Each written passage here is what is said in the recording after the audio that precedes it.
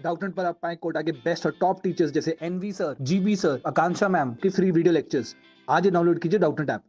Hi everyone, I hope आप सब बहुत अच्छे हैं। आज हम बहुत ज़्यादा इंपॉर्टेंट टॉपिक डिस्कस करने वाले हैं जो कि है लैक ऑफ न्यूरॉन। बहुत बच्चों को ये टॉपिक समझ में नहीं आता। सबको लगता है कि यार न जाने इसमें कैसे कैसे वर्ड्स हैं, हम कैसे इसको अंडरस्टैंड करें, कैसे इसको लर्न करें। और ये इतना ज़्यादा इंपॉर्टेंट है, अगर मैं बोर्ड्स के लेवल पे देखती हूँ तो डायरेक्ट बड़ा क्वेश्चन यहाँ से बनता है। सिमिलरली अगर मैं नीट के लेवल पे देखती हूँ तो एक क्वेश्चन तो यहाँ इस टॉपिक से आता ही आता है।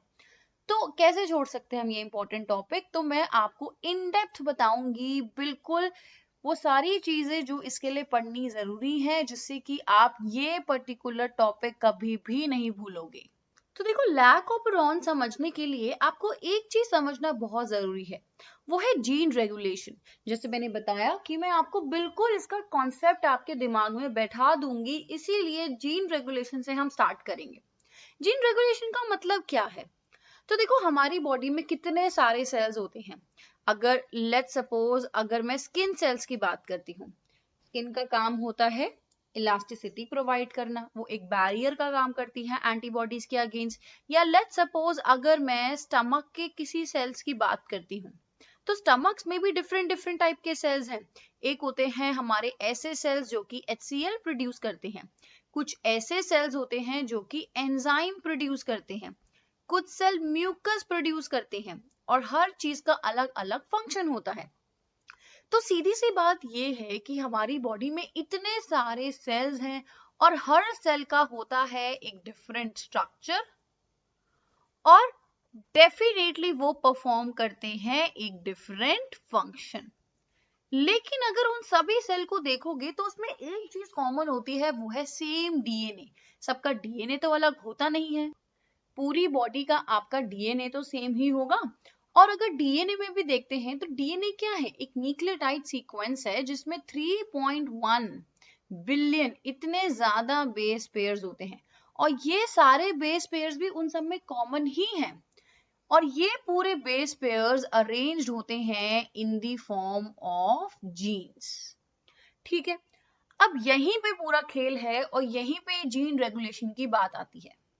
तो कौन सा सेल, स्किन सेल हो गया, स्टमक के कोई chief cell, oxyntic cell, zymogen cells, कौन से सेल में कौन से जीन्स फंक्शन कर रहे हैं और बना रहे हैं कौन सा प्रोटीन, जिसके हिसाब से वो परफॉर्म कर रहे हैं कौन सा फंक्शन।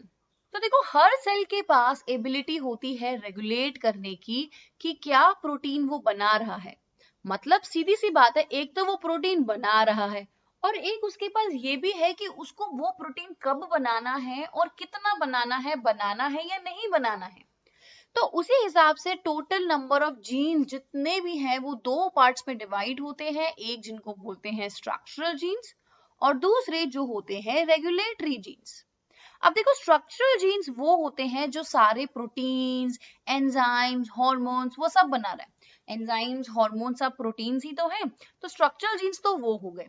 अब देखो, हैरानी की बात ये है कि ये जो स्ट्रक्चरल जीन्स होते हैं, अगर मैं इसका एक अप्रोक्सीमेट ले लूं तो 20,400 होते हैं जीन्स। और अगर टोटल डीएनए में से देखें तो ये सिर्फ और सिर्फ 2% ही होते हैं। तो आपके पूरे डीएनए में सिर्फ 2% ऐसे जीन्स हैं जो किसी प्रोटीन, किसी हार्मोन एंजाइम को बना रहे हैं। तो बाकी 98% जीन क्या हैं? वो होते हैं रेगुलेटरी जीन्स, जो कि कंट्रोल करते हैं उसका फंक्शन, कि उसको कंट्रोल करेंगे, रेगुलेट करेंगे कि कब और कितना वो पर्टिकुलर प्रोटीन बनना है।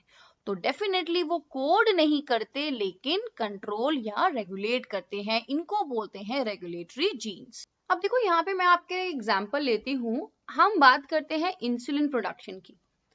वी नो इंसुलिन कहाँ से प्रोड्यूस होता है? पैनक्रियाज में। पैनक्रियाज में भी होते हैं बीटा सेल्स जो बनाते हैं इंसुलिन। अब ये इंसुलिन हर वक्त तो बनता रहता नहीं है, क्योंकि इस इंसुलिन का फंक्शन होता है ब्लड में ग्लूकोज के लेवल को कंट्रोल करना। तो ऑब्वियसली जब हमारे ब्लड के अंदर ये पर्टिकुलर ग्लूकोज ज्यादा होता है तभी इंसुलिन बनता है हाई लेवल में। अगर ग्लूकोज का लेवल ही कम होगा तो वो इंसुलिन नहीं बनेगा। ठीक है, तो इंसुलिन को कौन बना रहा है, वो हो गए हमारे स्ट्रक्चरल जीन्स, और कि वो कितने बनने हैं वो हो जाएंगे हमारे रेगुलेटरी जीन। तो जो प्रोडक्शन है इंसुलिन का वो कौन बताएगा, रेगुलेटरी जीन्स। अब यहाँ पे मैंने एक टेम्पलेट दिया है, तो देखो बेसिकली क्या होता है। अब ये एक ही फंक्शन नहीं है, चाहे मैं बी लिम्फोसाइट सेल की बात कर दूं, न जाने कितने, एवरी ऑर्गेनिज्म में, अगर मैं प्रोकैरियोट्स की बात करती हूँ, यूकैरियोट्स की बात करती हूँ, चाहे प्लांट सेल्स हो गए, चाहे एनिमल सेल्स हो गए, हर सेल्स में, हर ऑर्गेनिज्म में ऐसे बहुत सारे स्ट्रक्चरल जीन्स हैं जो बनाएंगे प्रोटीन्स, और रेगुलेटरी जीन हैं जो कंट्रोल करेंगे इन प्रोटीन्स के बनने का, यानी कंट्रोल करते हैं स्ट्रक्चरल जीन्स को।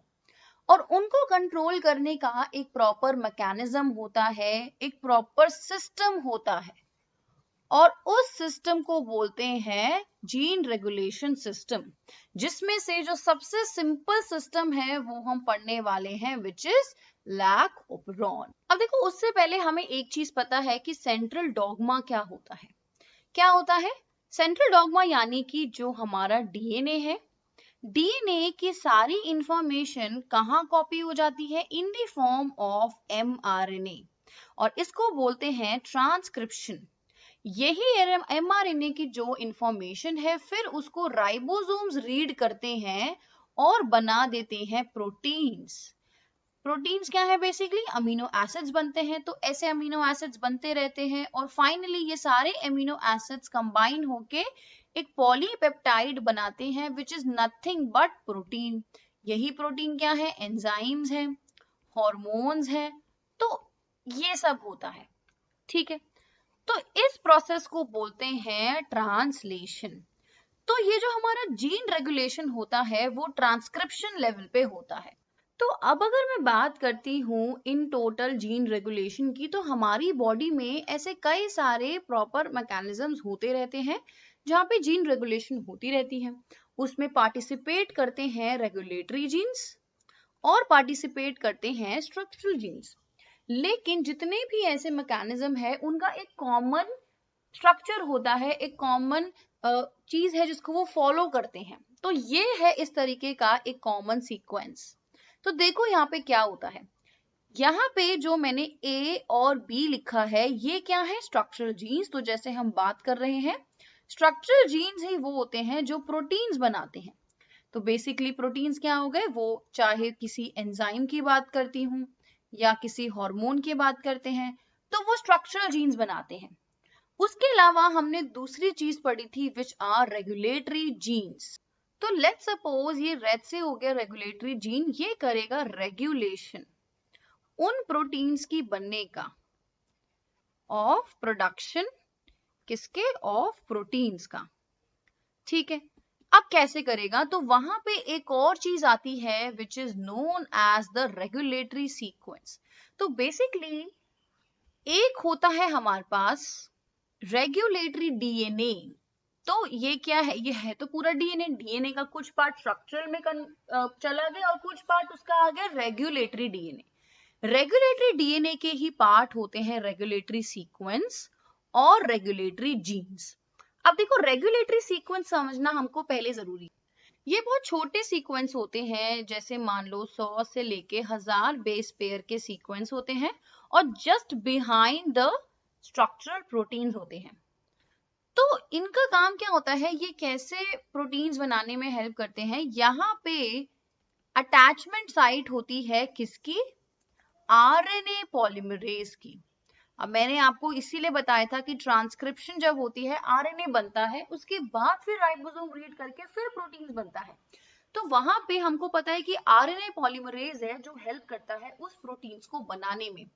तो बेसिकली इस रेगुलेटरी सीक्वेंस में यहीं पे आरएनए पॉलीमरेज ज्वाइन होता है, जो फर्दर आगे इन ए जीन बी जीन को रीड करके इनके रिस्पेक्टिव प्रोटीन्स बनाएगा। तो फिर ये रेगुलेटरी जीन क्या है, ये कंट्रोल करता है बाइंडिंग को, किसका, binding of this RNA polymerase to the regulatory sequence. तो आरएनए पॉलीमरेज को इस रेगुलेटरी सीक्वेंस पे कब ज्वाइन करना है, उसकी बाइंडिंग को मेडिएट करता है रेगुलेटरी जीन्स। तो फिर अब सिंपल सी बात हो गई, डिपेंडिंग अपॉन की नीड है कि नहीं, रेगुलेटरी जीन क्या करेगा, आरएनए पॉलीमरेज को अटैच करवाएगा रेगुलेटरी सीक्वेंस पे, और उसके हिसाब से फिर रेगुलेटरी सीक्वेंस पे आरएनए पॉलीमरेज अटैच होके फर्दर आगे ट्रांसक्रिप्शन करेगा ए जीन और बी जीन की। तो देखो ये बात हो गई है एक सिंपल जीन रेगुलेशन की। जरूरी नहीं है, अभी आप सोच रहे हो कि सिर्फ लैक ऑपरॉन में ही रेगुलेटरी जीन्स होते हैं, प्रोटीन्स होते हैं और ये सब होता है, नहीं, वो हमारा एक एग्जाम्पल है, जस्ट एक एग्जाम्पल है। बाकी सभी चीजों में इसी ही टाइप की चीजें फॉलो होती हैं। अब आती है हम अपने लैक ऑपरॉन में। तो लैक ऑपरॉन बेसिकली सबसे पहला मॉडल था जो कि पढ़ा गया था, और वो किया था जैकोब और मोनार्ड ने, पर्टिकुलरली प्रोकैरियोट्स में किया था, और वो भी किसमें, bacteria which is E coli. तो देखो यहाँ पे लैक ऑपरॉन क्या है, लैक का मतलब होता है यहाँ पे लैक्टोज। लैक्टोज क्या है, एक शुगर है, ऑल्सो शुगर से ज्यादा important, it is a disaccharide sugar, जिसमें दो टाइप के मोनोमर्स होते हैं। कौन कौन से होते हैं, एक होता है ग्लूकोज और एक होता है गैलेक्टोज। और ओपरॉन का मतलब है ग्रुप ऑफ जीन्स। अब देखो यहाँ पे एक छोटी सी स्टोरी क्या होती है, यहीं पे इस पूरे लैक ऑपरॉन का कॉन्सेप्ट है और इसी से रिलेटेड ज्यादा क्वेश्चंस आते हैं। तो देखो एक चीज आप मान लो कि ई कोलाई प्रेजेंट है ह्यूमंस के गट में। अब हम जो भी खाना खाते हैं ई कोलाई उसी को यूज करता है।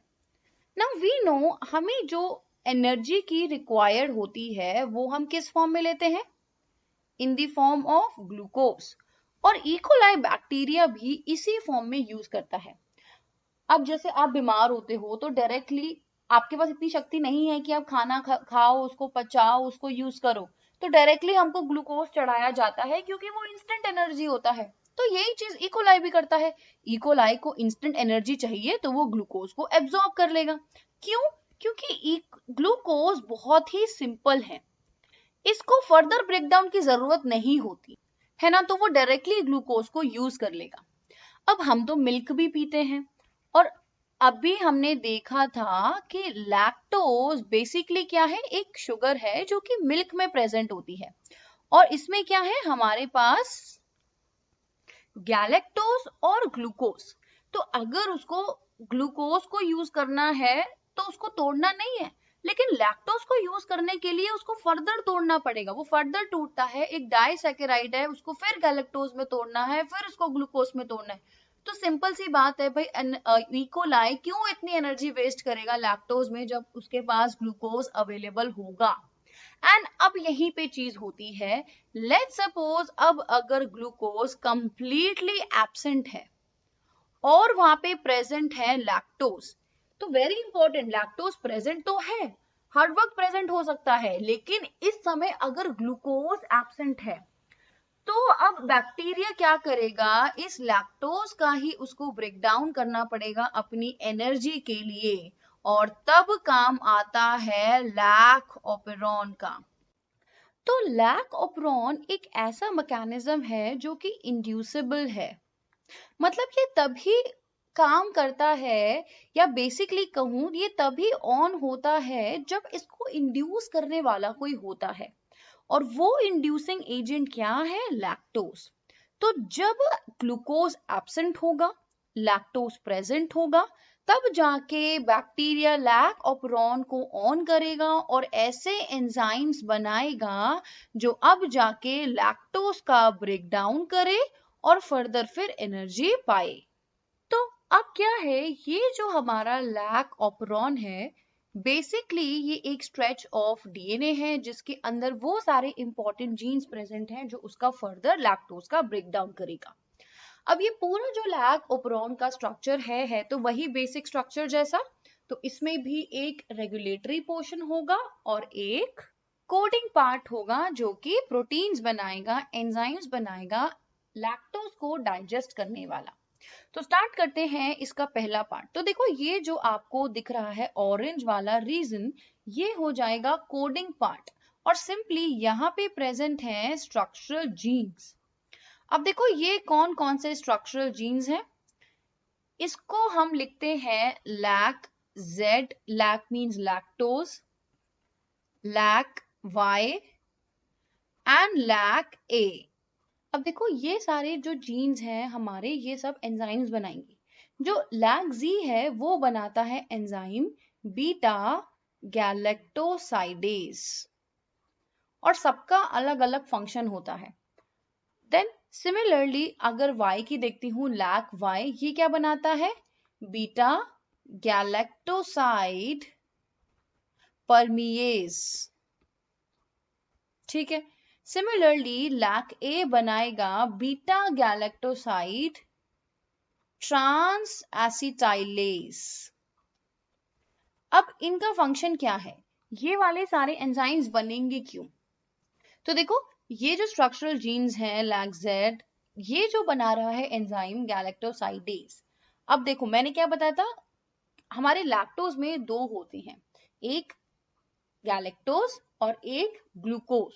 तो बेसिकली ये ब्रेक डाउन करता है उसमें, या कैटाबॉलिज्म बोल सकते हैं। तो बेसिकली ये ब्रेक डाउन करेगा उस डाइसैकेराइड का। ठीक है। ऑन द अदर हैंड हमारा गैलेक्टोसाइड परमिएज क्या है? परमिएज वो एंजाइम्स होते हैं जो परमिएबिलिटी को बढ़ाते हैं। अब परमिएबिलिटी किसको है? मैंने बताया था कि जब लैक्टोज प्रेजेंट होगा तभी हमारा लैक ओपरॉन ऑन होगा, और वो लैक्टोज प्रेजेंट कैसे पता लगेगा बैक्टीरिया को? वो बैक्टीरिया के अंदर जाएगा, वो एंजाइम डिफ्यूज होगा उसके सेल्स के अंदर। तो ये जो लैक्टोज है ये उसको अंदर करवाता है इनसाइड द बैक्टीरिया सेल। कौन? परमिएज एंजाइम। देन हमारा आता है ट्रांस एसिटाइलेज। देखो इस टाइप के जो एंजाइम्स होते हैं ये ट्रांसफर करते हैं। तो ये ट्रांस एसिटाइलेज है, तो ये क्या करेगा? एसिटाइल ग्रुप को ट्रांसफर करेगा। कहां से? From acetyl co A to what? Beta galactoside. अब इसका जो फंक्शन है वो इतना इन डेप्थ नहीं एक्सप्लेन है, तो हमको फिलहाल इतना ही लर्न करना है। Whereas ये हो गया हमारा ब्लू वाला region which is the regulatory portion. Regulatory portion में भी बहुत सारी जीन्स होती हैं। अब इसमें भी बहुत सारे पार्ट हैं। एक होता है हमारा प्रमोटर एंड ऑपरेटर जो पास पास होते हैं। ठीक है। अब हम यहाँ पे डिटेल में पढ़ेंगे कि क्या प्रमोटर है, क्या ऑपरेटर है। अगर मैं आपको शॉर्ट में बताऊं तो जो हमारा आरएनए पॉलीमरेज होता है वो बाइंड करता है प्रमोटर के साथ। ठीक है, प्रमोटर साइड पे बाइंड करेगा, और जो ऑपरेटर है वो ऑपरेट करेगा कि क्या ऑन होना है या ऑफ होना है। ऑब्वियसली अगर ऑन होगा तो आरएनए पॉलीमराइज ट्रांसक्रिप्शन करेगा, तो लैक्टोज के लिए जो भी एंजाइम्स हैं जो हमने पढ़े हैं वो सारे बनेंगे, और अगर ऑफ होगा तो वो सारे एंजाइम्स नहीं बनेंगे। देन एक रीजन होता है इनसे कई दूर जिसको बोलते हैं लैक आई रीजन, और इसी लैक आई पे ये सब कुछ डिपेंड करेगा कि ऑन होगा कि नहीं होगा। तो बेसिकली दिस इज लैक आई जो बताएगा कि आगे फर्दर ट्रांसक्रिप्शन होगी और नहीं होगी। और आई यहाँ पे यूज होता है इंड्यूसेबल के लिए, और वो इंड्यूसेबल नेचर किसका है? इट इज लैक्टोज का। अब देखो ये क्या हो गए हमारे lac Z, this is lac Y and lac A जो एंजाइम्स बनाएंगे।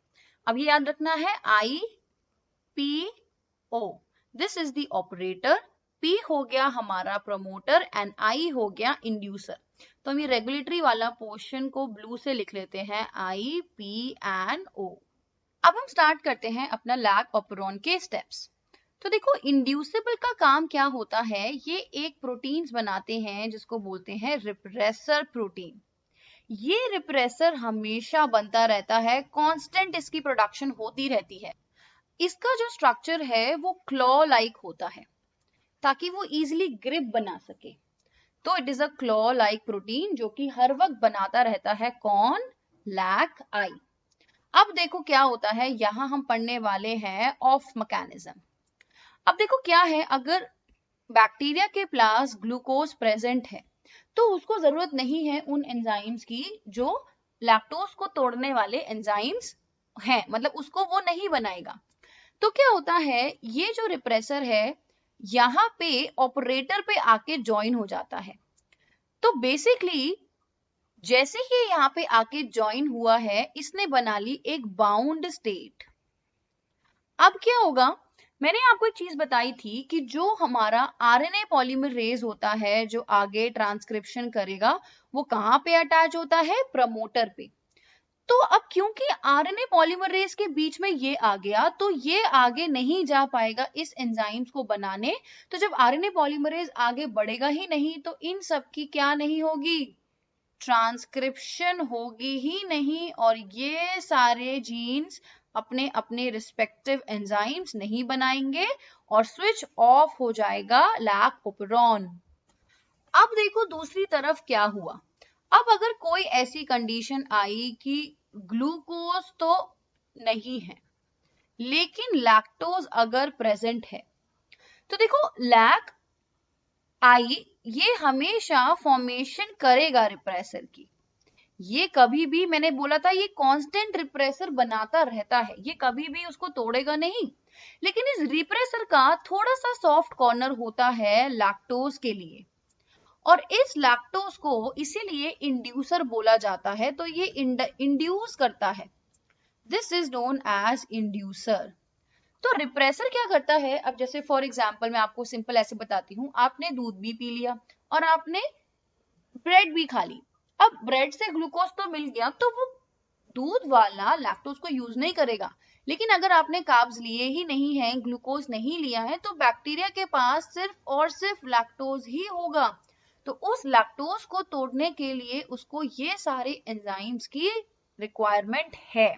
तो क्या होता है, अब मैंने क्या बोला, रिप्रेसर के पास एक सॉफ्ट कॉर्नर है, किसके लिए, लैक्टोज के लिए।